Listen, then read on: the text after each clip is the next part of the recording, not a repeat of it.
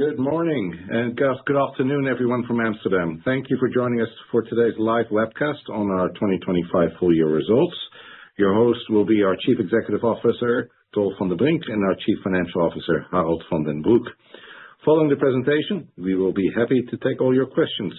The presentation includes expectations based on management's current views and involve known and unknown risks and uncertainties, and it is possible that the actual results may differ materially. For more information, please refer to the disclaimer on this first page of the presentation. I will now turn over the call to Dolf van den Brink. Thank you, Tristan, and good morning, afternoon, everybody. Now, after 6 years and with some understandable mixed emotions, today is my final full year results presentation as CEO.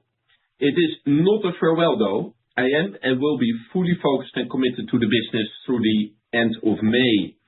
And as you all know, I love this great company and I will miss it dearly.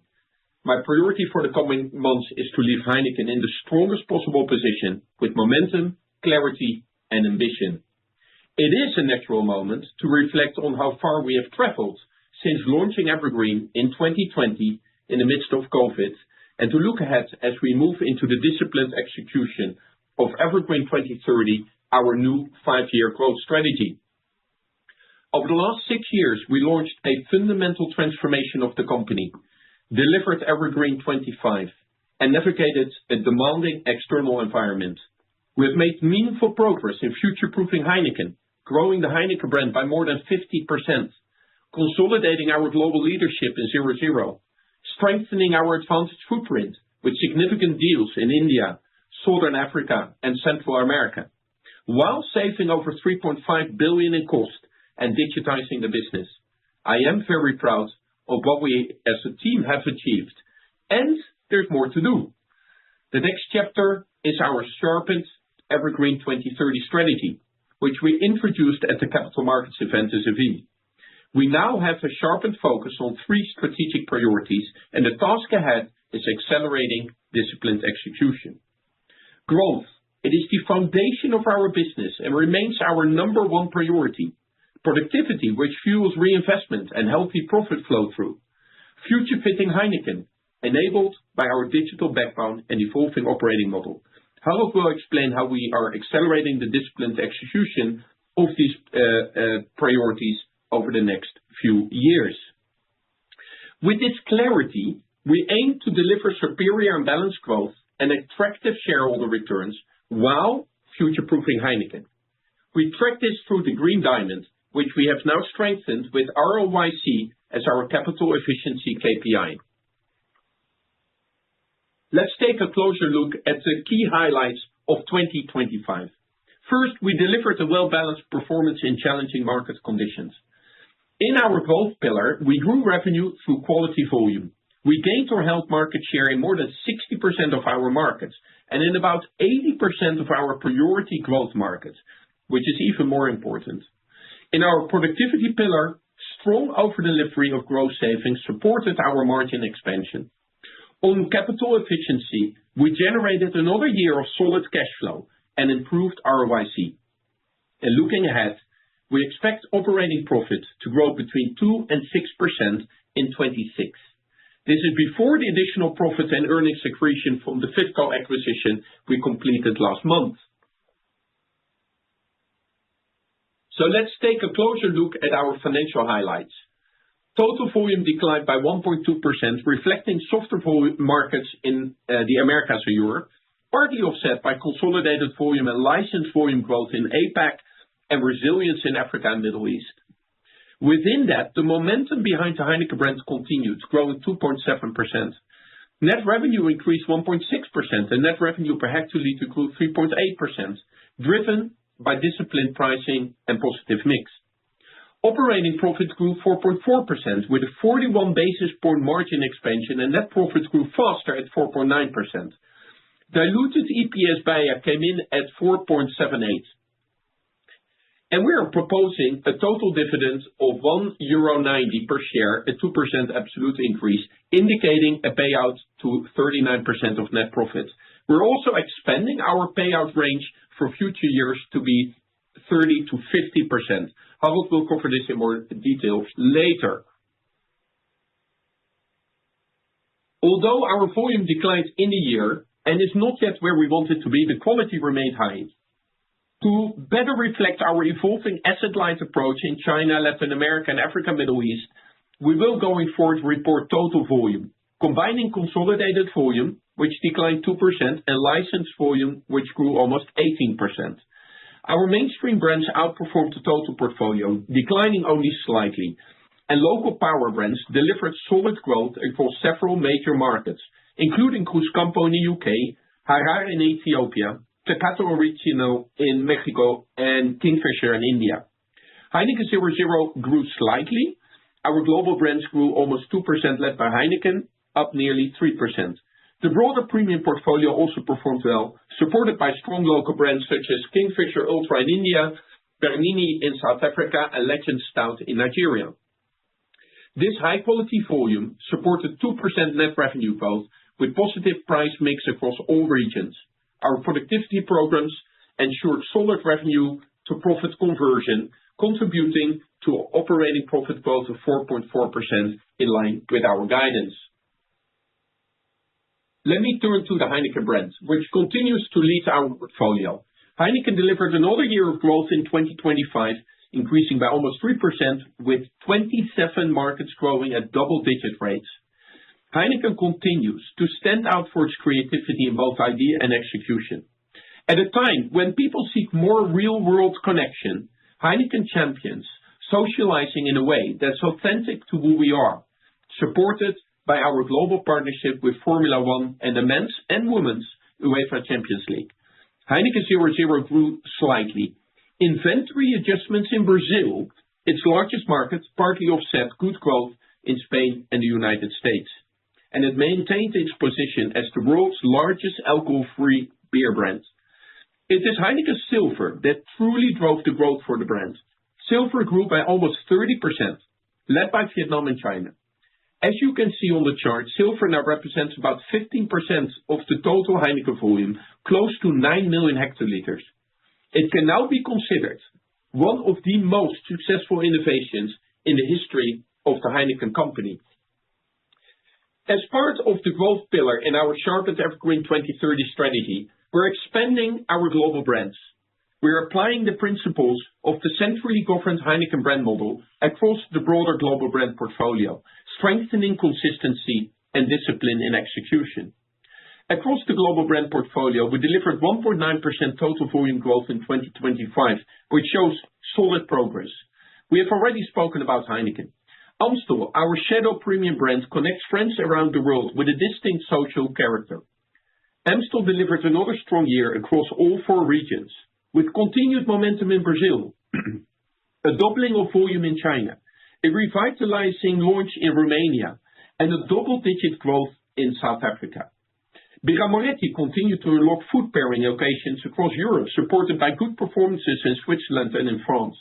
Tiger remained a cornerstone of our success in Myanmar, while Tiger Crystal, a more refreshing, sessionable member of the family, delivered strong results and contributed to the brand's revitalization in Vietnam.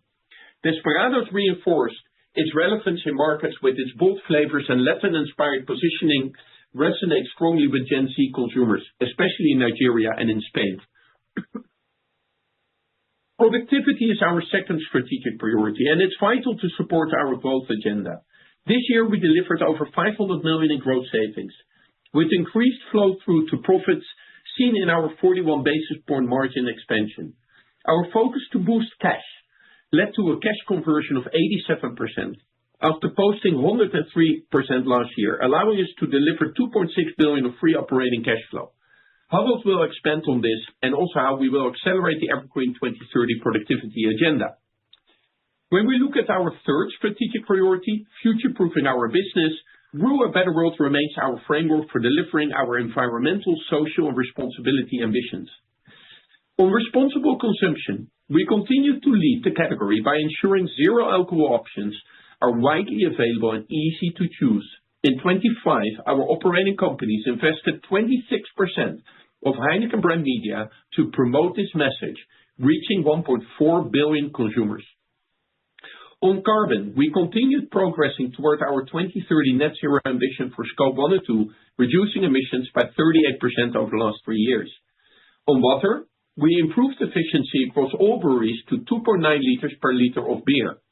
On the social pillar, we continue building a culture of belonging by equipping leaders and colleagues across the company. In 25, women held 31% of senior management roles. With that, let me move to the regions. Starting with Africa and Middle East, where we delivered strong revenue growth, substantial profit improvement, and overall market share gains. Net revenue grew 16% with stable volume and a strong price mix reflecting earlier pricing actions as inflation eased. Operating profit increased 60%, supported by the transformed cost base of the past 2 years and a strong top-line growth. Notably in euros, operating profit grew more than 30%. In Nigeria, last year's cost base and capital structure adjustments, combined with continued discipline, resulted in strong financial performance. Despite the soft market, Nigerian breweries gained significant share across lager, stout, beyond beer, and non-alcoholic malt. Premium brands Heineken, Desperados, and Legend Stout all delivered double-digit growth. At Heineken Beverages in Southern Africa, commercial execution strengthened through the year. Our beer portfolio grew, with Amstel delivering particularly strong results in South Africa. Bernini, our wine-based spritzer, continued to grow and expand its consumer base. I would also like to highlight Ethiopia. The business improved steadily as the economy stabilized following the currency devaluation. We reinforced our market leadership and now secured the number 1 position in the north too, supported by continued momentum from Bedele and Harar. Turning to the Americas, our business showed resilience. Markets softened as the year progressed, requiring agility while keeping strategic investments on track. Even in this environment, we gained overall share in the region. Net revenue declined 1% and beer volume was down 3%, while price mix recovered strongly in the second half, up 2%. Operating profit declined 2%, recycling last year's significant step up. In Mexico, despite macroeconomic and geopolitical uncertainties, the beer category remains resilient. Our system strength, supported by the 6-store network and effective revenue management, delivered solid financial results. Growth was broad-based. Tecate Original, Indio, and Carta Blanca performed steadily, and Miller High Life surpassed the 1 million hectoliter mark in premium. In Brazil, after rebalancing and reducing excess inventory in the first half, the market softened in the second half. Based on sell-out data, we captured significant market share. Investment increased again in 25, including the opening of the new 5 million hectoliter Passos brewery. Amstel maintained strong momentum, supported by our CONMEBOL Libertadores partnership and the success of Amstel Ultra. In premium, Heineken gained share and Eisenbahn delivered double-digit growth. The United States remains challenging, further impacted by tariffs introduced in the first half. We continue to work on strengthening our portfolio, including the return of the most interesting men for Dos Equis last month. Heineken 0.0 remains a highlight, delivering its 7th consecutive year of depletion growth. Moving on to APAC, where we delivered growth across all metrics and gained overall market share. Total volume increased 4%, with consolidated beer volume slightly up and licensed volume up 27%. Net revenue grew 4%, supported by a strong price mix of almost 5%. Operating profit grew 5%, driven by strong performances in Vietnam, India, and Myanmar. In Vietnam, volume grew high single digits as the market returned to positive momentum. A strengthened route to consumer and effective portfolio expansion enabled outperformance in both on and off-premise channels, accelerating our leadership position.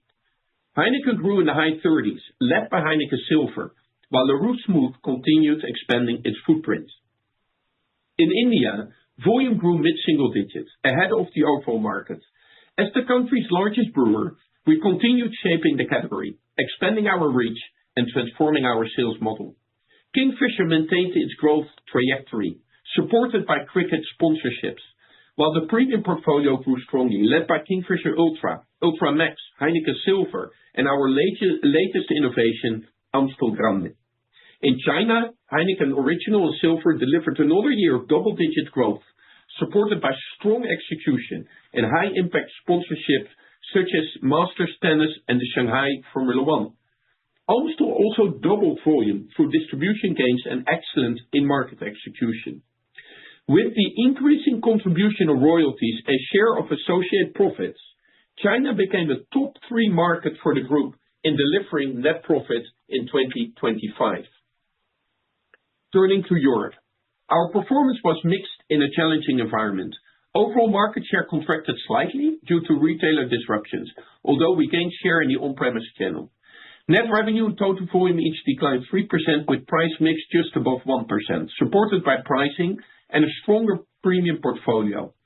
Operating profit declined almost 5% as volume deleverage and inflation more than offsets strong growth savings, including continued progress on supply chain rationalization, brewery closures, and the refinement of our intermarket sourcing model.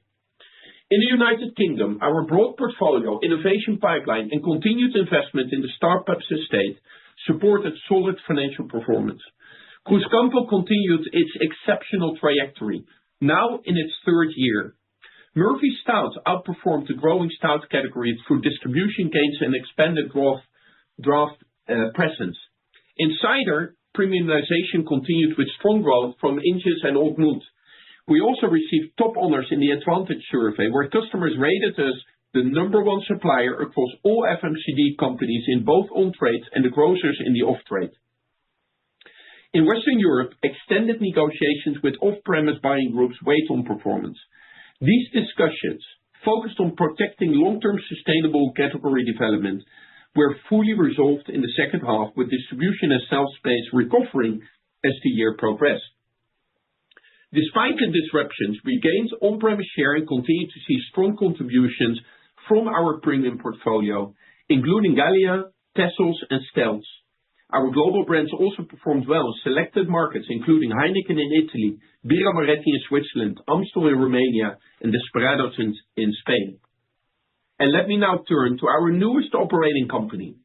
On January 30, we completed the acquisition of FIFCO after receiving all regulatory approvals. This transaction significantly strengthens our presence in Central America and advances Evergreen 2030 by bringing together a portfolio of high-quality assets that enhances our long-term growth platform. It deepens our advantage geographical footprint in markets supported by strong macroeconomic fundamentals and favorable demographic trends. Through this acquisition, we gained full control of Costa Rica's leading beverage company, including iconic brands such as Imperial, a well-established PepsiCo franchise, and attractive adjacent businesses in wine, spirits, and in proximity retail. We also assumed full ownership of Heineken Panama, a consistent strong performer that has repeatedly outpaced market growth. In addition, the transaction provides an equal partnership in Nicaragua's leading brewer, Compañía Cervecera de Nicaragua, expands our access to a scalable food and beverage platform in Guatemala, and adds fast-growing beyond beer brands in Mexico. The acquisition is expected to be value accretive, enhancing our operating profit margin and earnings per share while strengthening our strategic position across a dynamic, high-growth region. On day one, we welcomed our new colleagues to the Heineken family and began the integration process, which is expected to complete in 2026. We have appointed a strong integration team to ensure business continuity while driving growth. Harold will take you through the financials of FIFCO, which will be accretive to earnings in 2026. And with that, over to Harold to discuss the financials. Thank you, Dolf, and good morning all. I'm pleased to take you through the financial highlights of our full year 2025 results and the outlook for 2026. And starting with our top-line performance on slide 17. We posted an organic growth of 500 million or 1.6%. A 2.1% volume decline was more than offset by a positive price mix of 4.1%. Pricing contributed 2.8% and mix added another 1.3%, a result of continued premiumization and strong execution behind our global and local power brands. Pricing was more pronounced in Africa and Middle East, covering for local input cost inflation and currency devaluation, while in Europe and Americas, our revenue per hectoliter growth was very moderate. Currency translation dampened revenue by almost 1.5 billion, reflecting the strengthening of the euro against some of our key currencies. The minor consolidation effect of minus 84 million relates to our exit of Sierra Leone and a brewery sale in Eastern Congo. Turning to operating profit, where we delivered 4.4 billion of operating profit BEIA, growing 4.4% organically and resulting in an operating profit margin BEIA of 15.2%, up 41 basis points organically versus last year. The 467 million of organic net revenue BEIA growth on the previous page translated to 198 million organic operating profit growth, a conversion rate of 42%. With negative volume leverage, moderate pricing, and continued investments in brand and digitalization, gross savings from our productivity programs were a critical driver. Variable cost per hectoliter increased by low single digit, with meaningful differences across regions, ranging from mid-single-digit decrease in Europe, low single-digit increases in Americas and Asia Pacific, and high single-digit inflation in Africa and Middle East. Marketing and selling investment as a percentage of net revenue reached 9.9%, up 6 basis points compared to the prior year. Investments concentrated on our priority growth markets, including Brazil, Mexico, US, South Africa, Vietnam, UK, and India, with a meaningful step up in sponsorships and in-trade execution, and particularly in Africa, Middle East, and Asia Pacific. Marketing and selling expenditure on our 5 global and 25 local focus brands accounted for over 80% of total spend. On a regional level, the main contribution to operating profit growth was the Africa Middle East region, where operating profit grew 62%, as Dolf said, benefiting from a transformed cost base from productivity savings delivered over the past 2 years and revenue growth outpacing inflation. Operating margin BEIA improved over 400 basis points, now reaching 12.8% for the year 2025. In APAC, operating profit grew by 5.8%, with strong contributions from Vietnam, India, and Myanmar, held back by Cambodia. In the Americas, operating profit declined 1.9%, incorporating the tariff impact on imports into the USA. Also worth bearing in mind that we cycle a strong prior year comparison, where the region grew operating profit by almost 25%. And finally, in Europe, operating profit declined 4.9%. Decreases in Poland, Austria, and France outweighed growth in the UK and Spain. Lower material and energy cost and strong growth savings, including further European supply network rationalization, were more than offset by volume deleverage and general inflation. Consolidation changes had a negative impact of 36 million euros. Translational currency effect was 290 million negative, again mainly caused by the strengthening of the euro. Let me turn to the other key financial BEIA metrics on slide 19. On the second line, you see that our share of profit BEIA from associates and joint ventures grew 5.3% organically, over half driven by strong mid-teens growth of our CRB partners in China. Net interest expenses BEIA decreased by 1% to 522 million, reflecting a lower average net debt position and a lower average effective interest rate of 3.4%. Other net financing expenses improved by almost 18% to 199 million due to lower losses from currency revaluations on outstanding foreign currency payables, especially in Nigeria, following our successful rights issue and subsequent balance sheet restructuring at the end of last year. Net profit increased by 4.9% organically to 2.66 billion, which include an increase in income tax expenses and non-controlling interest. The effective tax rate BEIA was 27.2% compared to 27.9% in 2024. The improvement mainly reflects changes in the profit mix. All in all, and factoring in the share count reduction from our share buyback, this resulted in a constant currency EPS BEIA increase of 3.6% to 4.78 euros. We will propose at the AGM of this year a dividend increase of 2.2 per share to 1.90 euros. This equates to an aggregate amount of 1,046 million to be returned to shareholders through dividends. Finally, our net debt to EBITDA ratio was 2.2 at the end of the year, below the long-term target of below 2.5 times. When we consolidate Fiscal in 2026, we will see a moderate uplift, and as per our policy, we'll aim to bring this back to below 2.5 target at pace. Let me now turn to the free operating cash flow. We generated 2.6 billion of free operating cash flow in 2025, a strong cash conversion of 87%, following last year's peak 103%. We are pleased with this performance. The year-on-year decrease of 456 million should be seen in conjunction with last year's strong working capital improvements, which contributed approximately 1 billion to our free operating cash flow for 2024.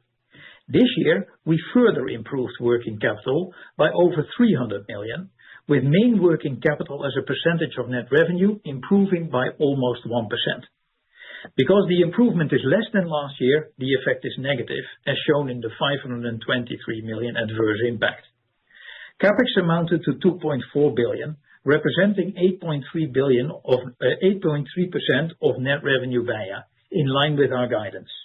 Main investments related to our new Passos brewery in Brazil, our startups in the UK, and in our digital backbone.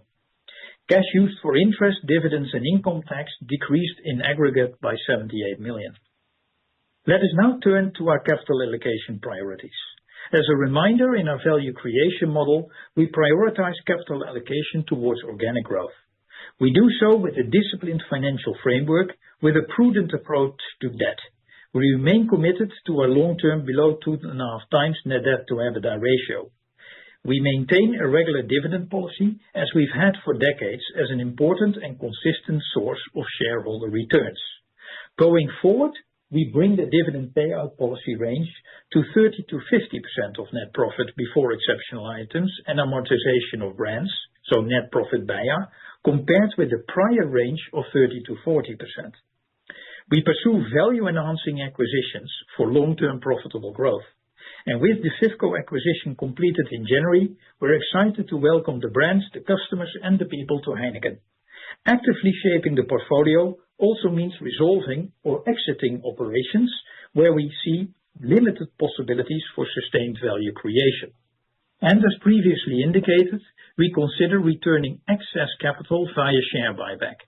This time last year, we announced a 1.5 billion program and completed the first 750 million tranche last month. We will shortly announce the start of our second 750 million tranche. We outlined our Evergreen 2030 strategy last October at the Capital Markets Day in Seville. Let me now take a minute of how we accelerate execution in 2026. As Dolf already mentioned, our priorities are clear, with growth as our number one priority. We are directing resources to strengthen our growth profile, staying close to consumers and customers. At the same time, we are increasingly leveraging our global scale to improve productivity and simplify how we operate. A key focus is on how we build and manage our brands. All our global brands, representing almost 40% of total volume, are now adapting the Heineken brand model, combining a pioneering spirit with a structured, repeatable way of building brands that support consistent execution and better value delivery. Amstel's progress over the last year demonstrates the impact this can have. We are also increasing the breadth and space of our innovation. In 2026, we will have around 3 times as many launches and pilots in our priority segments, which allows us to respond more effectively to changing consumer needs. Freddy AI will become a core enabler of our marketing and brand building processes. And by the end of 2026, most markets will be onboarded, representing close to 80% of our global marketing and selling investment. This will deepen consumer and customer relevance and enable excellent execution at speed and scale with improved ROIs over time. To fuel the growth and the profit, we are stepping up productivity initiatives and make changes to our operating model. We are moving to a simpler, leaner Heineken centered on empowered operating companies. In selected regions, we are transitioning to multi-market operating companies, or MMOs. 4 MMOs will already go live in Europe in the next 6 months. We're accelerating the leveraging of our global scale, including further expanding our global supply networks and enlarging the scope of Heineken Business Services. The transition to a single global digital backbone will further standardize data and processes, enabling automation and productivity. And we are moving to a smaller, more strategic head office. Concretely, we will streamline our supply chain through brewery digitization and selected closures, exit markets where we do not see a path to sustainable growth, and transition around 3,000 roles to Heineken Business Services to double its scale and broaden the services it provides. Across these initiatives, we expect a net reduction of between 5,000 and 6,000 roles over the next 2 years. Timelines will vary by market, and we will support impacted colleagues with care, respect, and appropriate assistance. These actions are designed to deliver the 400 to 500 million of annual gross savings and allow us to continue investing in our brands and capabilities while supporting healthy operating profit growth. Now, then the outlook for 2026. We remain prudent on the macroeconomics and the consequent household spending in several markets. At this stage of the year, we do not expect the consumer environment to materially change. We anticipate operating profit to grow between 2% and 6% on an organic basis. As just highlighted, we accelerate the disciplined execution of Evergreen 2030 at pace, invest behind our growth, and step up needed cost interventions. As such, we expect gross savings to be at the upper end of our medium-term guidance range.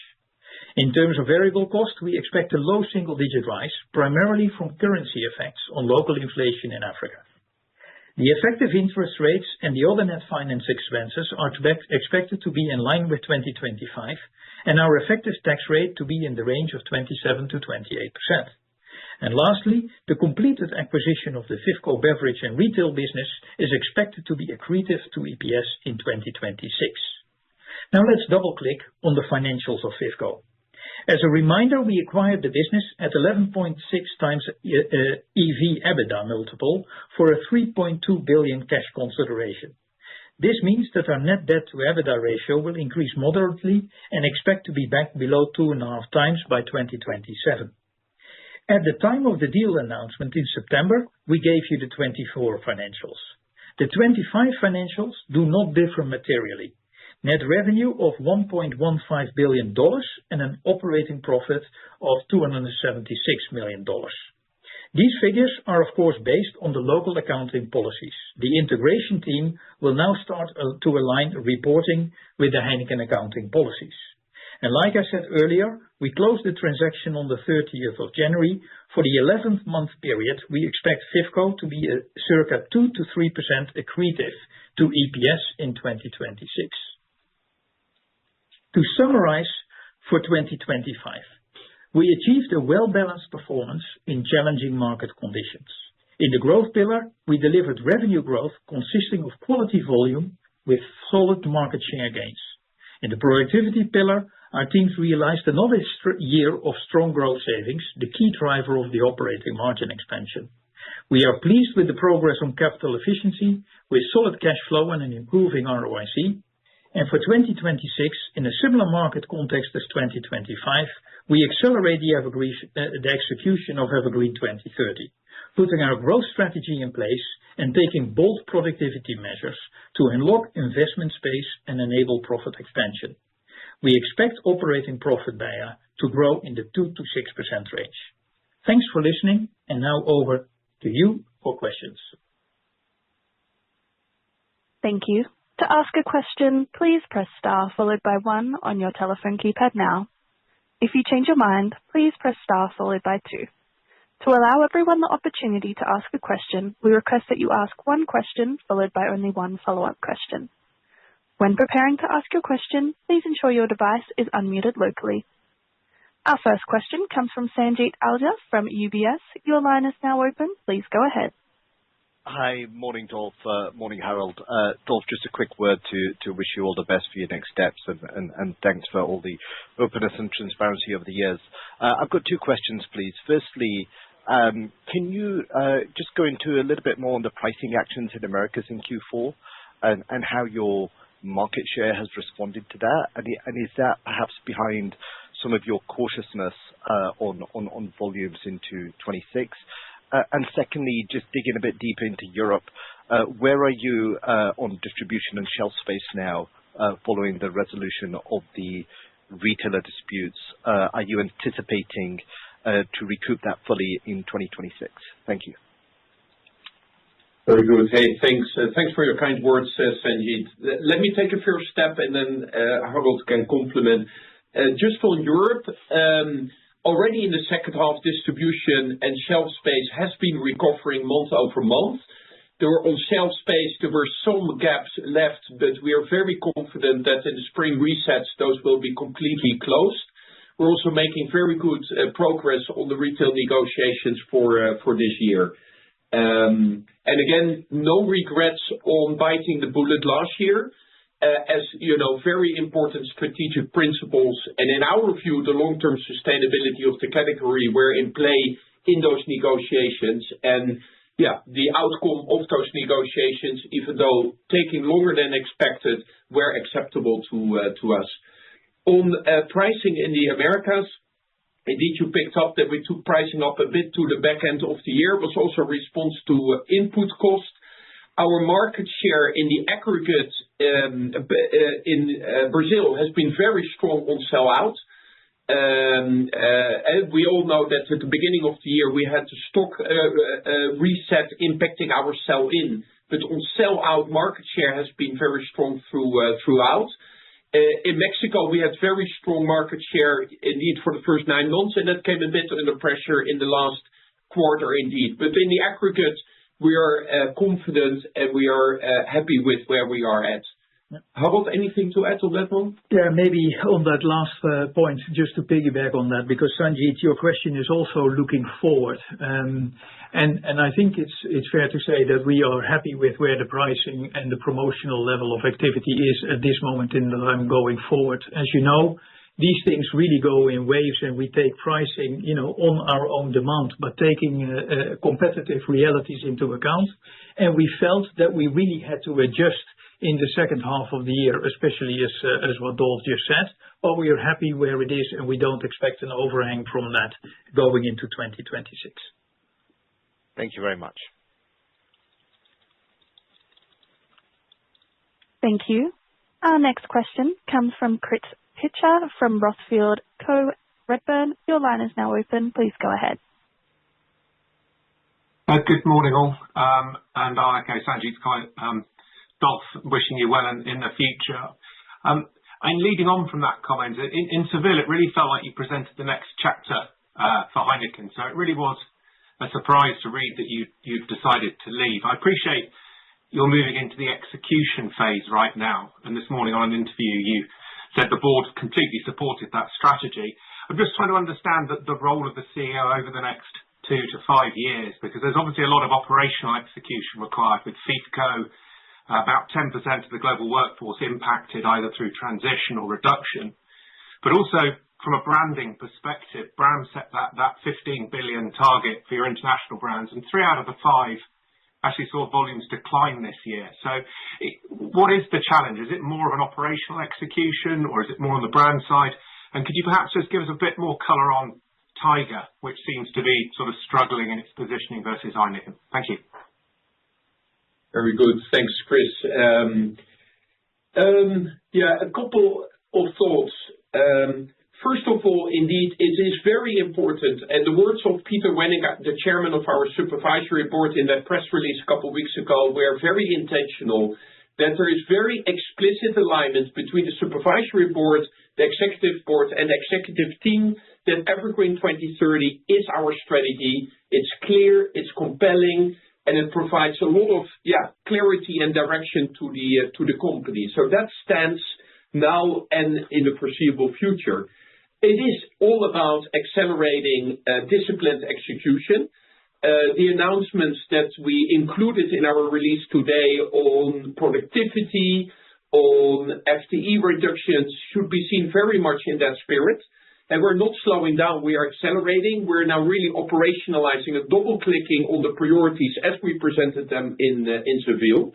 And more to come in the months and years ahead.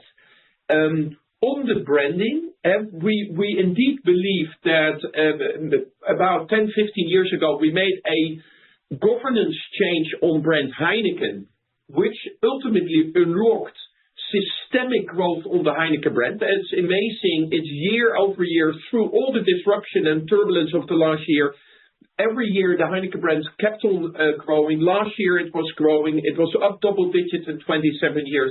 So that governance model with a much more clear global governance and direction is now going to be applied on the other global brands. Amstel is a fantastic example that already moved a bit earlier, and you see the results with an acceleration of the performance of the Amstel brand across all regions. The incredible success in Brazil, now the doubling in China, South Africa returning to significant growth, but also in Europe, in markets like Romania, where we're launching it. Moretti and Desperados also a little bit because of mix effect, because Europe is such a big proportion of those brands, and the home markets or some of the large markets, for example, Poland for Desperados, do impact a little bit the brand.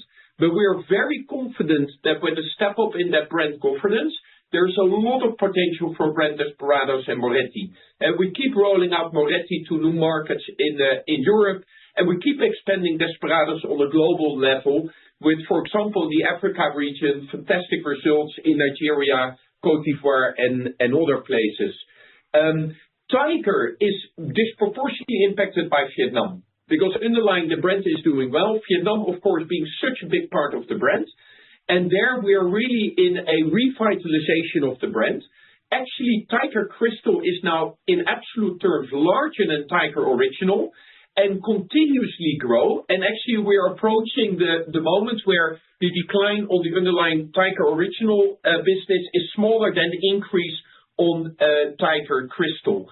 And in a way, what happened with the Heineken brand was under pressure for about a decade until the launch of Heineken Silver. And Silver has done an amazing job revitalizing brand Heineken across the APAC region. And we think with Tiger Crystal, something happening similarly with Tiger. So let me leave it at that. Thanks, Chris. Thank you very much. Thank you. Our next question comes from Simon Hales from Citi. Simon, your line is now open. Please go ahead. Thank you. Morning, Dolf, Harold, and Tristan. And can I just echo as well everyone else's comments? Dolf, to you, thanks for all your insights and wisdom over the last 6 particularly challenging years for the industry, and all the best for the future. I've got a couple as well, please. Obviously, you talked in your presentation and in the press release this morning about being prudent still on the consumer backdrop coming into 2026, and you've issued that 2 to 6% organic EBIT guidance for the year. So what factors do you think will drive you to the upper end or the bottom end of the range is the first question, and what should we be bearing in mind there? And then secondly, around AI adoption in the business in 2026, and specifically AI adoption through Freddy's in marketing. What's that really going to mean, do you think, for savings in marketing in the short term? How should we think about the overall marketing spend levels in 2026?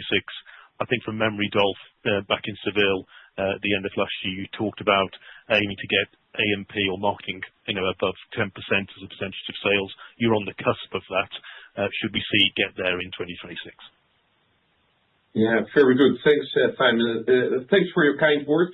Let me take the second part and then over to Harold on the AI adoption. So first of all, the old AI, machine learning, has been adopted across the business for many, many years, particularly in supply chain, but also beyond. Of course, AI in its different ways, whether it's the generative AI in your customer service, whether it's more agentic AI, across operations. We're really moving at pace and in a focused way, focused on clear use cases that we are then scaling across our network. Marketing is indeed, as you were saying, particularly prone to the use of the more, let's say, future AI possibilities. What Bram announced in Seville, the launch of Freddy AI, which is kind of our global internal marketing engine, which we're building, and it's built completely with AI in mind. And indeed, with time, it should unlock significant savings. To what extent we will reinvest these savings or whether we will let them go to the bottom line is to be determined along the way. We are not expressing ourselves at this point. We are very proud that even in a challenging year for the industry last year, we're able to expand our marketing investments in absolute terms. Indeed, we went up in basis points to very close to the 10%. And we, for this year, are still planning an absolute increase in our marketing investments. But indeed, a lot of organizational focus and attention is now into the building, designing, and scaling of Freddy AI now and for the years to come. Yeah. Harold, if you can take the one on the prudent guidance. Sure. Well, the guidance, and indeed, it starts with a recognition to link it to what Dolf just said, that it's important for us to continue to invest in the category and continue to invest in our brand portfolio and continue to invest in the digitization of Heineken. And we are basically being realistic that as from quarter 4 exit rates to quarter 1 starting rates, we don't see a material change in the consumer environment, neither in the economic certainty or uncertainty that the world is at the moment offering us. So in that sense, I think Dolf is right that we're cautious on the macroeconomics and the economic sentiment, determined to invest in the long-term health and strategic pillars of the growth of this organization, and by stepping up productivity, ensure that we have got the flex to deal with those realities. And we talked, Simon, before about the fact that we are not giving, let's call it good summer, bad summer ranges. We are really now starting to pivot to different scenarios in different markets, aggregating that up, and that's where the 2 to 6% range is coming from. So we'll just have to see how things are evolving in 2026, but we got the ammunition to keep on investing in growth. Got it. Thanks, Harold. Thank you. Our next question comes from Richard Withagen from Kepler. Richard, your line is now open. Please go ahead. Yes, good morning, all. Thanks for the question, and also from my side, Dolf, all the best for the future. Now, the two questions I have is the first one, you mentioned the aim to accelerate growth of the global brands using the Heineken brand model. So maybe you can elaborate a bit in what way has the brand building of the global brands differed from the Heineken brand? Is it perhaps, in terms of innovation, commercial execution, less resources, perhaps some background on that? And then the second question is back to Europe. We saw volume pressure from the retailer disruptions and negotiations. But can you tell us what specific commercial changes are being implemented to avoid a repeat of those disruptions? And do you expect volume growth in Europe in 2026? Very good. Hey, thank you so much. Let me take the first one, and Harold, if you can take the second one on Europe. So on the difference in the model, I don't want to go into too much detail, but the governance of brand Heineken is firmly done from the center. And it means that positioning, campaigns, taglines, commercials are all centrally developed and sometimes adopted or customized for differences across regions. With some of the other global brands, take a Moretti, until very recently, brand ownership and governance was done out of Italy. But the team in Italy doesn't have the kind of global perspective that is now needed going forward. And the same applies to the other global brands. So this is really about strong global brand teams centered in Amsterdam with a global perspective and really taking ownership of positioning the brand strategies, the core campaigns, really leveraging, also the benefit of scale and skilled insights, if you'd like. And we started moving that already a bit earlier with Amstel, and you see the incredible success and acceleration of performance that was the consequence.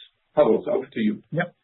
So let me tackle the Europe question. So first, it's important to realize that if you look at the volume growth in Europe, about 2/3 of the volume drop that we saw in Europe was related to market and market-specific circumstances, and about 1/3 was impact from the negotiations that we were just talking about.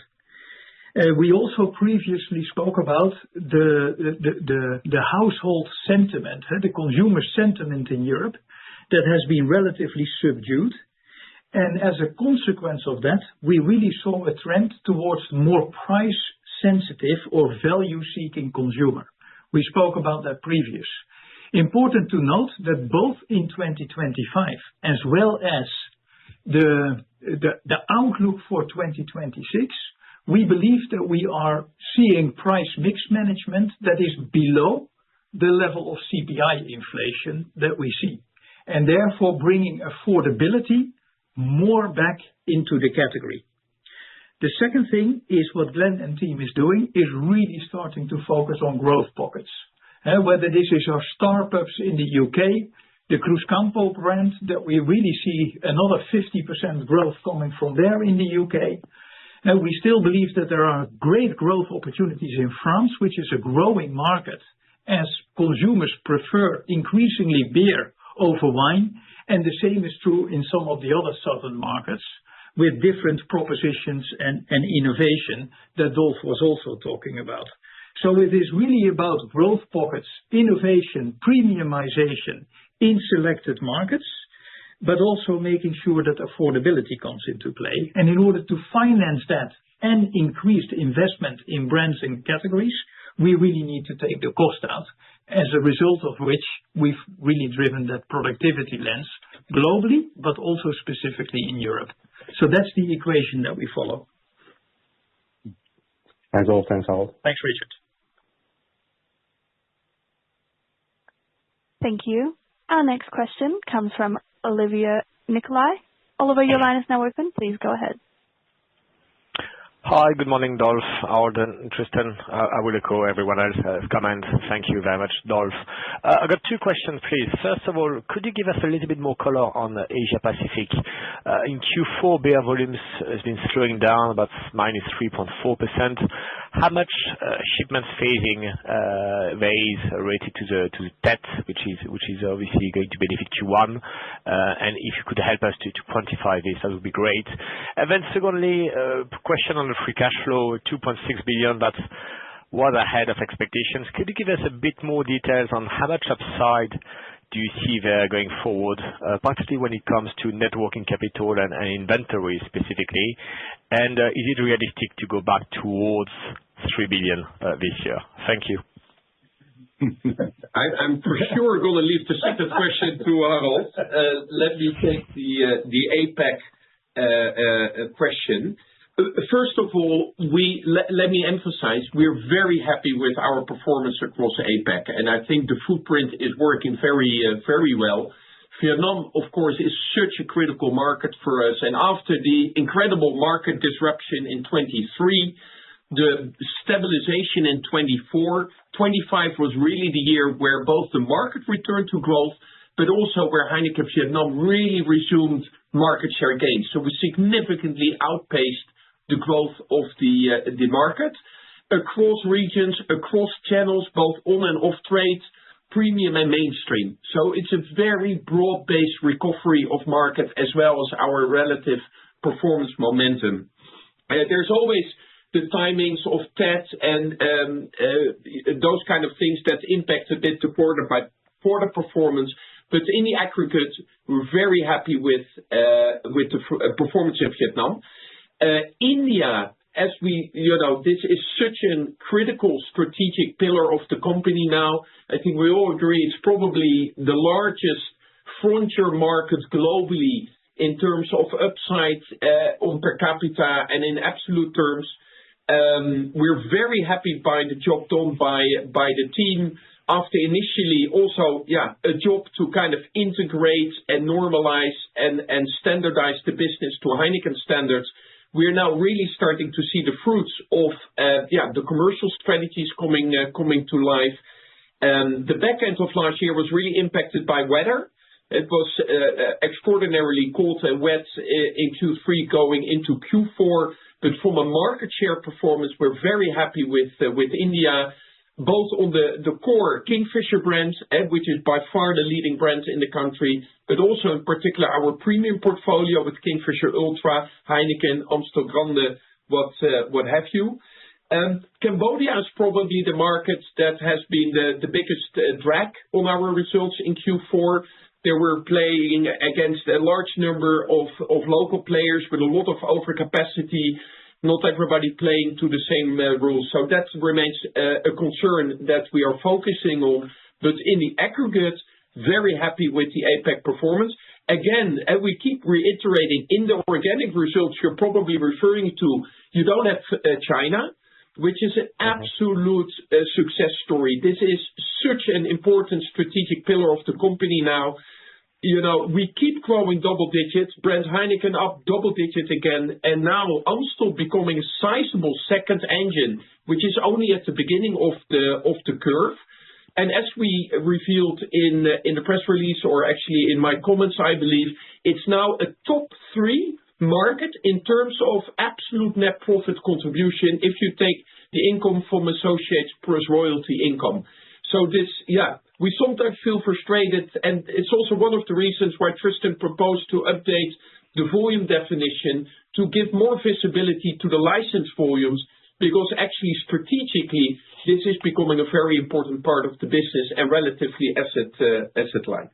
Let me leave it there. Yeah. Harold, on the cash flow. On the cash flow, I like the challenge, but you know, there is a reason why we said we were pleased with our performance, because we are, as we said in the Capital Markets Day, really paying more and more attention to free operating cash flow delivery, but also return on invested capital, as we extensively discussed then.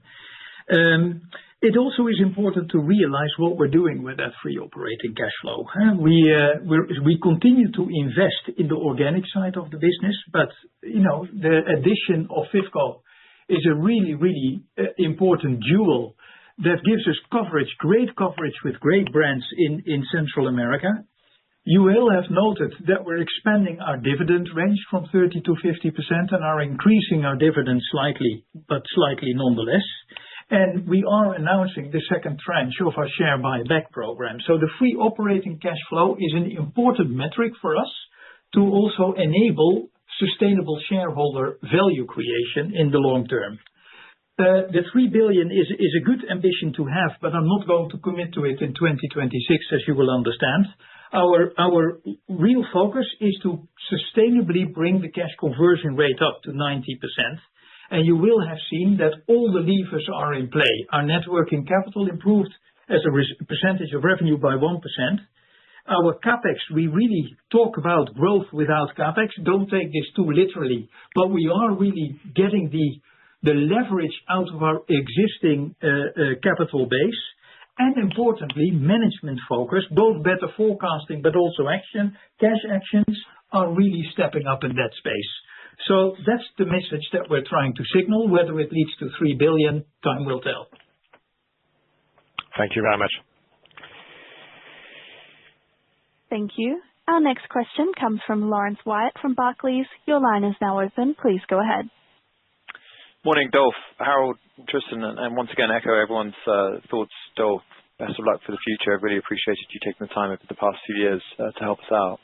A couple of questions from me. Firstly, on Mexico, I appreciate you've taken quite a bit of price in recent years and again in Q4.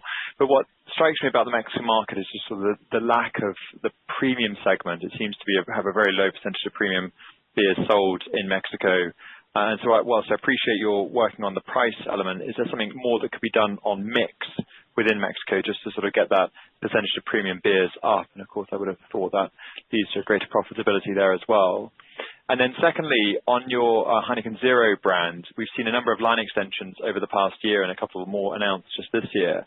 Some of those extensions are on sort of fruit flavors. I'm just wondering how you see this sort of strategy evolve. How close can you get to sort of more of a soft drinks type of brand with the Heineken Zero as you add more and more fruit? And whether those line extensions you're expecting to bring new consumers into the beer space, do they go into the alcoholic side of Heineken once they've tried these line extensions?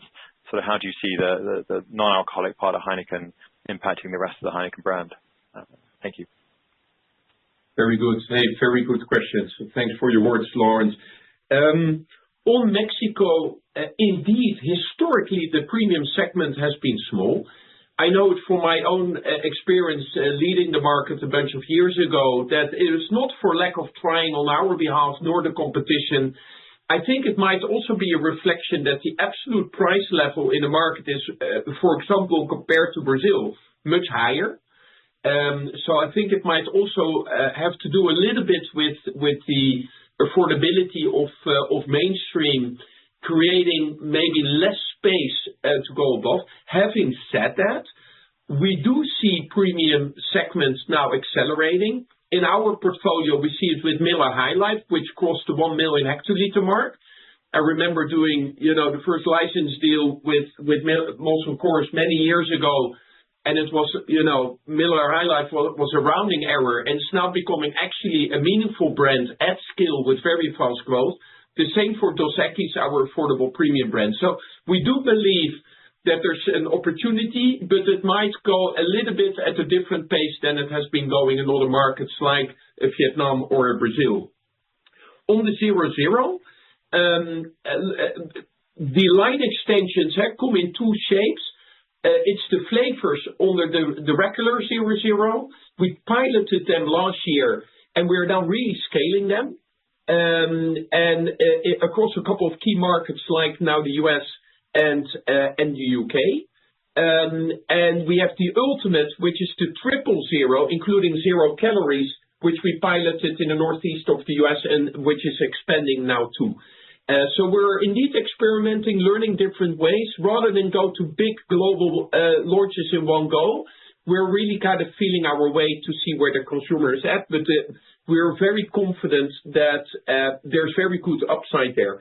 On the question on soft drinks, we do believe it's not about us, trying to be a soft drink. I think it's the other way around. We believe that by extending our 0.0, we can play into premium, adult, natural beverages, which is clearly complementing soft drinks. And it's an area where soft drinks cannot go as easily as we can. Using a beer brand as a brand carrier makes it more adult. Given it's 0.0 beer, it's more natural. Typically, it has much lower sugars, much lower calories. So we believe, and it commands premium pricing in a very significant way. So we really like where this is going and where the first generation of 0.0 beer started very close to beer occasions at moments that somebody chose for a no alcohol option.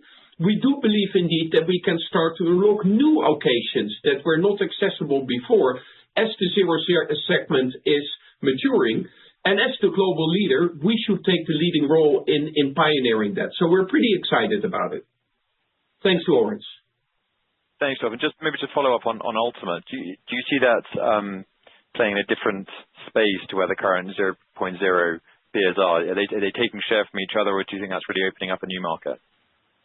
No, we do believe that that's a new market. Where Heineken 0.0 original really plays into lapsed beer drinkers, or for certain occasions where people, like a lunch occasion or a business dinner occasion where people rather stay in control and not have the alcohol version.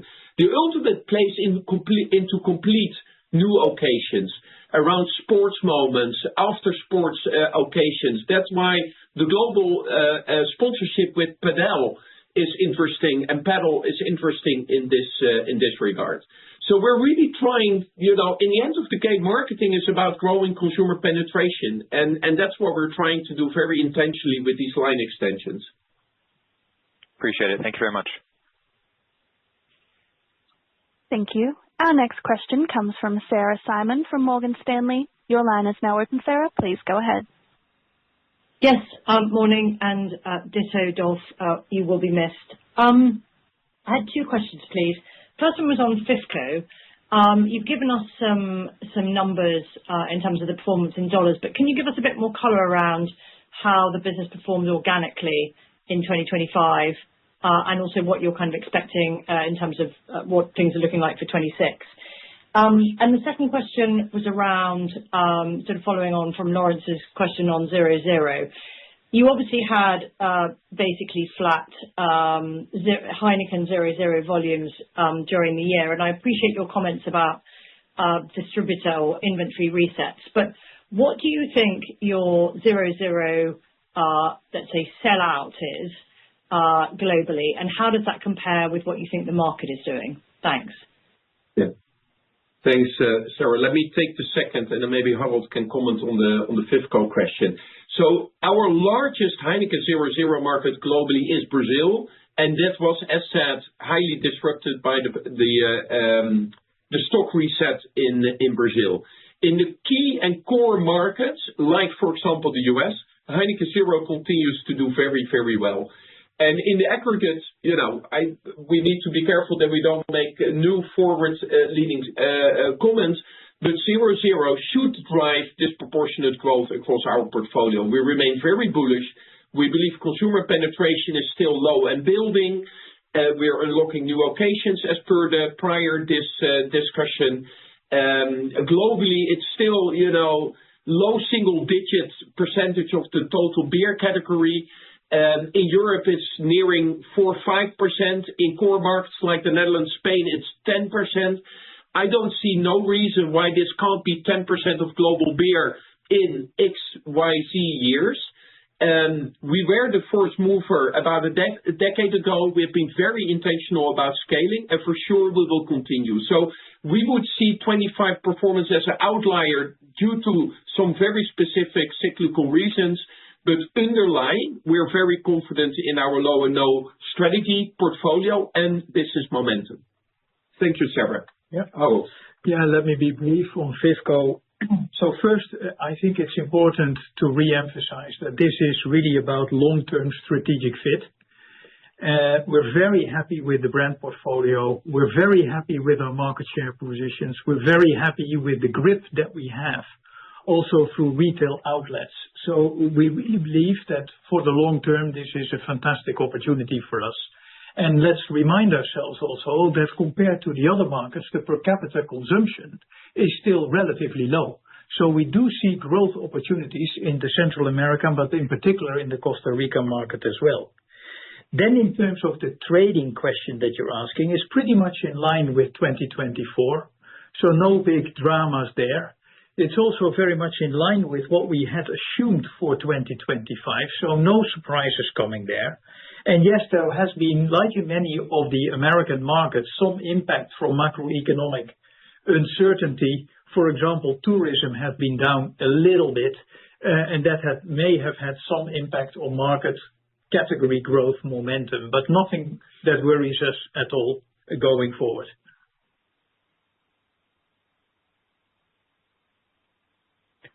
Thanks, Sarah. Thank you. Our next question comes from Andrea Pistacchi from Bank of America. Your line is now open. Please go ahead. Yes, thank you. And also on my part, thank you for the open interactions, insights, and all the very best. Two questions, please. First one, I wanted to go back to Brazil a minute, please, which showed a sequential improvement in Q4. You've gained share in the market, but could you maybe talk about the health of the market? Are you seeing signs of improvement as we go into this year? How constructive do you feel about Brazil recovery in 26? And also, how's the new brewery opening proceeding? And will it drive cost savings already this year? My second question is actually on the multi-market operations. Could you talk a bit about the scope of these multi-market operations? How large are the clusters? Is this mainly a European initiative or is it global? And the pace of moving towards these MMOs, and what do you see as the main benefit besides cost savings? Thank you. Thank you, Andrea. Let me take the first one, and Harold will take the second one. So on Brazil, again, overall on sell-out, we're very happy and pleased with our ongoing market share momentum, really driven by brand Heineken and the Amstel brand, but now also Eisenbahn really picking up, and some of the more super premium brands. The market did slow down markedly in the second half of the year. The market going into decline. We are deliberately cautious on the short-term outlook on Brazil. We don't want to look too much into January numbers. Let's wait for the Nielsen numbers also to see what that is looking like. We're really focusing on what we can control, which is brand portfolio, which is our relative pricing decisions, which are our activation plans. And there, again, we feel very confident also for this year. The brewery, Passos, is very important because of its physical location. We were trucking a lot of beer from the northeast to the southeast, where the bulk of our volume is. And so there's immediate logistical savings. There is government incentive savings. So even though our volume is not expanding at a rapid pace in the short term, this will come with an optimized P&L. And that was also one of the reasons why we did pursue that opening. Harold, on to the MMO question. Yeah. So first, the reason why we're doing this MMO is really that we see opportunity to be stronger together, as Glenn would call it. And most of the FMCG companies that we know of have already started to do that. And we do believe that there is opportunity, but very importantly, a dedicated management team at country level will continue to exist. So this is not really about taking the eyes of consumers and customers. It really is about pooling resources where we believe they are better equipped to do that above a single market and really pool, therefore, that together in a multi-market structure. We will look at this geography by geography. We have already some of these multi-market operations in play. The biggest one that we know is, of course, Heineken Beverages in South Africa, where we already see leveraging portfolio, leveraging distribution systems, leveraging support offices is really benefiting the total of the cluster. So this is not new to us, and it's something that we really want to start looking seriously into, but in a very managed, deliberate, intentional way. The scope, therefore, in Europe is centered around 4: Czech, Slovak, Romania, Bulgaria, Benelux, and the Germany, Austria, Switzerland cluster or multi-market organization. And as we already said in the earlier question, the benefits are not only about cost savings, it really is also about taking, let's call it, distraction away so that country organizations can focus on customers and consumers, and that the rest, the parent, the biggest one in the multi-market organization, does a lot of the administrative work, and that is what we are trying to do. So it has cost benefits, but certainly also focus benefits. Thank you very much. Thank you, Celine. Thank you, Andrea. Thank you. Our next question comes from Celine Pannuti from JP Morgan. Your line is now open. Please go ahead. Thank you, and good morning. Thank you for taking my question. First of all, I see a lot of changes that are happening in the organization and clearly on the Evergreen strategy. So I wanted to congratulate you, Dolf, on this, and obviously wishing you a lot of luck for the future. My first question probably related to the Evergreen strategy, where you say that top-line growth is the core focus. In 25, you grew 1.6% organically, and I'm trying to understand, how to unpack that for 26. You say, obviously price mix accelerated into the quarter, though you seem to be saying that price mix, you want to be a bit more careful about that. At least that was for Europe. So if you could try and help me understand how the price mix should develop in 26 versus the 25 level.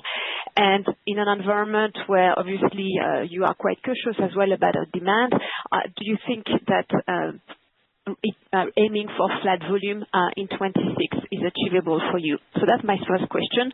My second question is regarding profit delivery. The 226, I think you made a comment about how this was really driven by MEA. I would like to understand for 26 the balance of that by region, and as well, is there any balance we should think about H1, H2, given, I think, still some FX transaction in the first half of the year? Thank you. Thank you, Celine. Let me have a first go at it, and then I'm sure Harold has a thing or two to say on this. Let me start by the profit guidance of 2 to 6%. So we trimmed it a little bit, and it's a combination of a couple of things. One is just to remain a bit prudent on the short-term expectations on the category. In different places, there's different drivers, a bit of affordability concerns, or you have macroeconomic disruption still playing in parts of the footprint.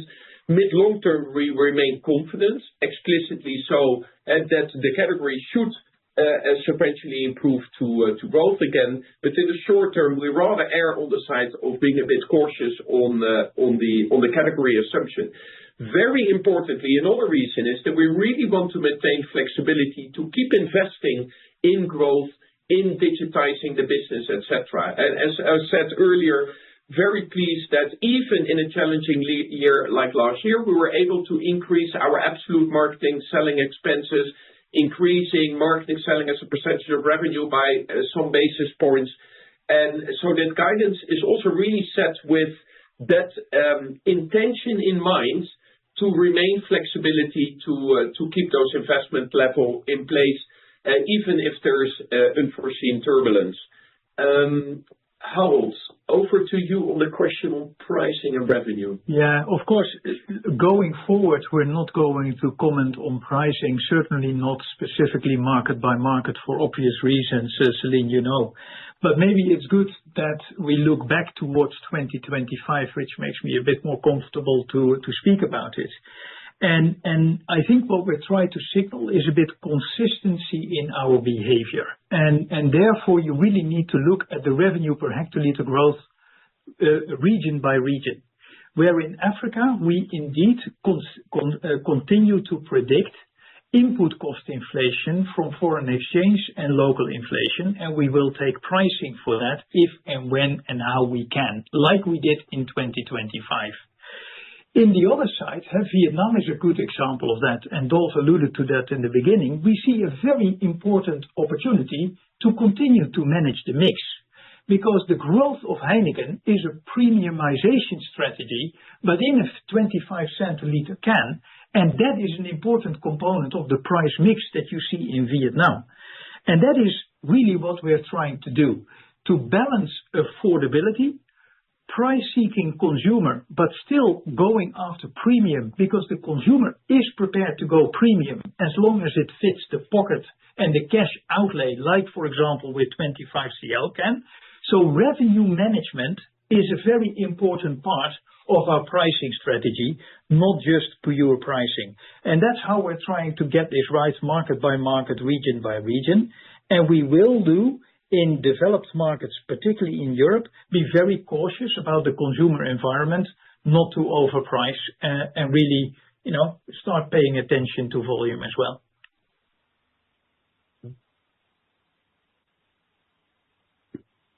Thanks, Celine. Thank you. And any commentary on the balance of operating profit delivery? Yeah, between half one and half two. Well, you know that we're always aiming to be consistent and predictable. I wish the world would say the same. So I think we are trying to be very agile in approach to balance that out and give you line of sight. But it depends on factors. And as Dolf already alluded to, we also have our investment strategy and are not here to manage quarter by quarter short term. We really are wanting to get this right for the long term as well. So we'll do our best, but cannot promise. Thank you. Thank you. I think we're going to the last question. Yes, thank you. Our last question is from Trevor Stirling from Bernstein. Trevor, your line is now open. Please go ahead. You'll be relieved to know there's only one question. But firstly, let me reiterate what everyone else has said, Dolph, and in particular, I look forward to saying it in person over a cold one tomorrow. The question, Dolph, is really, 1st of June 2020, a lot has happened in those intervening years. When you look back, what do you think is your biggest learnings in terms of what's worked, what hasn't worked? I guess reflections on your time as CEO. Thank you, Trevor, and certainly looking forward to a cold one with all of you together tomorrow, end of day. Always a happy moment to look forward to. I actually just realized that today is February 11, and it was on February 11, 2020, that I was informed that I was going to be nominated as the next CEO of Heineken. And I was living in Singapore at that moment, and it all looked rosy, and I was really worried about how to, step in the footsteps of Jean-François, given the incredible momentum, the world, the category, the business was having. And little did we know that living in Singapore, it was just days or 1 or 2 weeks later that COVID erupted in Asia and then later the world. And I took a plane on May 25, it was a one-way plane with KLM, and the air stewards were wearing ski goggles because people still believed that the virus could penetrate your eyeball. It's just bizarre. And then starting on June 1st from home, sitting behind the screen, trying to figure out this Teams thing and what have you, this Zoom thing. So it has been a bizarre period. What I'm super proud of, Trevor, is that already before COVID, I felt that we had to pick up the pace of change in the company because the pace of change in the world was accelerating. And again, that pace of change in the world has kept on accelerating time and again over the last 6 years. And Evergreen, as we designed it with the executive team in the second half of 2020, was explicitly designed to future-proof the company in a fast-changing world. And we did that across different dimensions. It was future-proofing our footprint by exiting some markets and doubling down on high-growth markets with good fundamentals like India, South Africa, and now more recently with Fiscal. It was doubling down on growth segments like premium beer, low and no beer, and beyond beer. With varying levels of success, some things moved more smoothly than others. We always knew, and I remember speaking with some of you 6 years ago, that you said Heineken is fantastic and the brand and the culture, but you guys don't do cost productivity. And we very explicitly tried to change that. I am proud of the progress we have made, taking 3.5 billion of cost out, and there's still more to do. And that's what Evergreen 2030 is all about. We were behind on digitizing the business, including the boring ERP part of it, and we're really advancing at pace, making considerable investments, not just in money, but also in organizational resources to make sure that our digital backbone is future-proof. And we did it, on sustainability and people too. All in all, proud of the progress, incredibly proud of the 87,000 people at Heineken. We laid a foundation, but we're not done. More is needed. We're humble in that sense, and I hope you got that spirit and tone when we were together in Sevilla. And Evergreen 2030 is our sharpened, clear expression of our ambition levels, building on progress and learnings, and at the same time, very clear in the priorities for the company. And as such, it was the toughest decision of my career, if not my life, because I love this company dearly. It is the right moment for me personally to take a professional and personal reset. But I do that with full confidence in the future of this beautiful company and that I'm leaving the company in very capable hands with Harold and the rest of the executive team and with a clear strategy. So thanks for that question, Trevor. And again, looking forward to expand if needed, over a beer or otherwise when we see each other tomorrow, end of day. Brilliant. See you tomorrow, Dolph. Thank you very much. We'll see most of you tomorrow afternoon. Take care. Thank you. Thanks, everybody. Bye-bye. Thank you. This now concludes today's call. Thank you all for joining. You may now disconnect your lines.